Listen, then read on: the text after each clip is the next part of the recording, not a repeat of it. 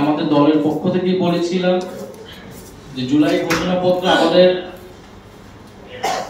এবং জনগণের যে আকাঙ্ক্ষা ছিল সেটির সমগ্র প্রতিফলন ঘটাতে পারেনি, কিন্তু জুলাই সনদে অবশ্যই আমরা কোনো প্রকার কম্প্রোমাইজ করব না, ছাড় দেব না।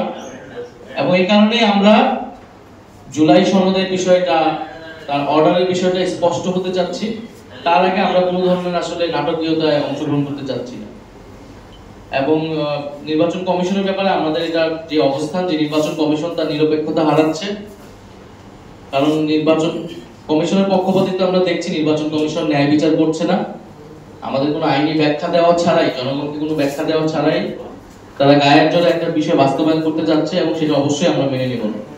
এই কারণে আমরা বলছি আপনি আগের বিষয়টা সুরাহা করেন। আমরা চাই ফেব্রুয়ারির মধ্যে নির্বাচন হতে হবে, ফেব্রুয়ারিতে নির্বাচন হতে হবে।